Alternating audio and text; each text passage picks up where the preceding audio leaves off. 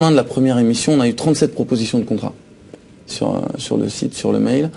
Et puis, ça a marché. Par exemple, la production au Palais des Glaces à 4 mois, du mardi au samedi, sans publicité. Donc vraiment, 3 premiers mois très difficiles. Jean-Pierre Bigard, directeur du Palais des Glaces, que je salue, nous a aidés, nous a soutenus. Et on a continué donc le mois de décembre. Et là, mois de décembre, plein. On a fait plein en bouche à oreille, quoi. Donc, et à la fin des fins, c'est rentable, ces 4 mois? Ou vous perdez un peu d'argent? Non, on perd un peu d'argent, forcément. De toute façon, une production parisienne... Mais là, le bouche à oreille est tellement fort que ça vous permet d'envisager janvier et la suite sans problème, quoi. Par rapport à Bobino cette année? Ouais. Oui, tout ça, puisqu'on a prolongé, oui, tout à fait. Et puis... vous avez fait Avignon aussi. Puis on a fait Avignon, on est parti à Los Angeles. Embauché par Sophie Edelstein qui quand on l'avait reçu dans le... Il disait qu'elle faisait son marché dans l'émission, Sophie est venue voir mon spectacle au Palais des Glaces. Ouais, vous êtes passé une fois au cirque, je crois. Et puis elle m'a dit, si tu veux venir au cirque, j'ai dit oui, c'est sûr, j'ai envie de le faire, j'avais jamais fait de cirque. Et puis depuis, il y a plusieurs cirques qui nous ont approchés. Et on a gagné d'ailleurs deux prix, le Jeune Talent 2011 en septembre là et le Bretagne Circus. Alors donc on comprend bien la démarche, on va dire qu'il y a une vraie aide pour les gagnants comme ça qui sont en âge, on va dire, d'être des professionnels. Et surtout pas que les gagnants, parce que quand tu parles de label, c'est vrai que plus les années passent, plus l'émission fonctionne.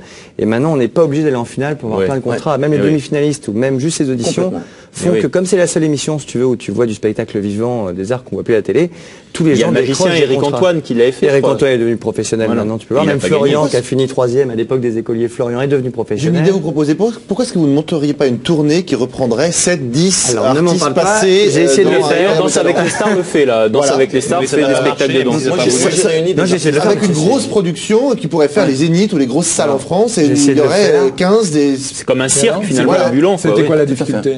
Gilbert est dessus aussi, Gilbert Rozon. Avec Juste pour rire aussi, on essaie de travailler dessus, mais c'est très compliqué parce que c'est une émission internationale avec beaucoup de questions de droit et tout, donc peut-être qu'on va y arriver. Moi je suis persuadé que ça se fait pas à l'étranger. Ils sont très chers maintenant. Ça se fait dans certains pays. C'est cher ça maintenant, non? Ça doit être aussi ça. Au prix de leur talent. Alors justement, j'aimerais aussi avoir votre avis parce qu'on va regarder donc le verdict de mercredi dernier. Vous allez voir donc que c'est la petite Marina qui a gagné. Elle n'a que 13 ans, c'est une chanteuse. On regarde.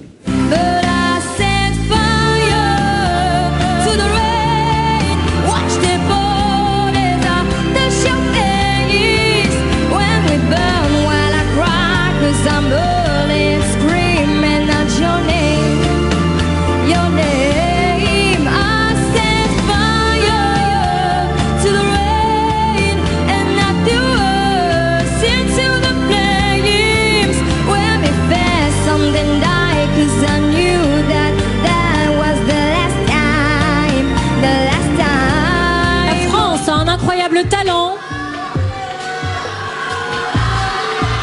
est remporté par Marina. Bravo Marina, bravo tout le monde. Voilà donc une voix qui a séduit, on va dire, les Français. Je te dis en vrai, tu frissonnes, tout le monde a les poils. Quand on a 13 ans, l'année dernière ils étaient très jeunes aussi, ces deux petits danseurs, 8 ans. 8 ans, ils sont est-ce forcément comment on aborde la victoire et puis ce chèque, il n'y a pas la même démarche professionnelle comme Ortega et les écoliers. Comment on l'aborde cette victoire et comment on convertit cette victoire en quelque chose de concret derrière? Je pense que tu te rends pas compte. Après, il faut être bien entouré. Tu vois, parce que là, l'argent est bloqué jusqu'à 18 ans, forcément. Donc, il faut juste être bien entouré par les parents. Tu vois, l'année dernière, Axel et Alizé, leur maman, Sandrine et Laurie, s'occupent d'eux à fond. Tu vois, vraiment, c'était leur passion. Ils font des spectacles aussi, même si jeunes, ils font des Exactement, ils font des spectacles. Alors après, quand tu es si jeune, tu sais, il y a plein de lois en France, donc tu peux pas être surexploité, jouer tous les soirs. Il y a un suivi d'un psychologue ou pas? Alors, tu as des équipes d'M6, tu as des productions. Surtout pour les perdants, peut-être. Il y en a besoin, en tout cas, ils sont là. Voilà, quand on a besoin d'eux, tu as toute la production et M6, ils sont là. Vraiment, c'est comme le loge que finalement les psychologues avaient disparu avant même que le générique de fin de l'émission soit. Non, mais vraiment, tu vois, quand. Non, mais il y a un vrai, moi qui l'ai vécu, il y a c'est un vrai cocon quand même. C'est la production ou c'est un psychologue payé par la production? Non, c'est la production. Non, mais c'est lui. Après, moi, je m'occupe beaucoup des candidats, c'est vrai. Moi, j'aime bien m'occuper des gens parce que c'est mon métier à la base, quand même, je viens de la scène.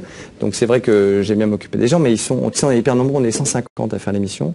C'est vraiment une grosse machine avec tout le monde qui s'entend super bien. En tout cas, parler de cirque et des écoliers, ça m'a donné envie de voir ce que nous proposeraient éventuellement les écoliers là sur le plateau. Vous pouvez investir ce plateau.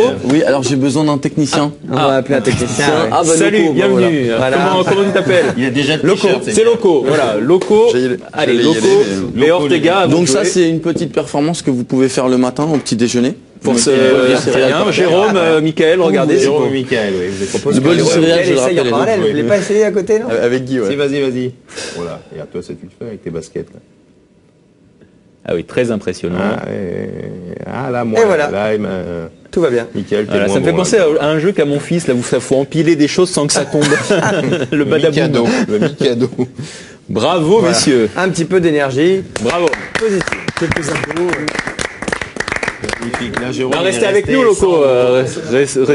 Non, et ça y est, il part. Il est. Comme on dit, c'est énergie positive. Énergie positive. Donc je rappelle que c'est donc jusqu'au 8 janvier, donc à Bobino, bien entendu, avec un vrai spectacle, l'énergie positive et la musique qui va bien. Vos projets, Alex, on vous retrouve bientôt. J'en ai moult, je crois, sur M6. Ça le rappelle donc la semaine prochaine. Après le 25 janvier, il y a le grand bêtisier de l'année.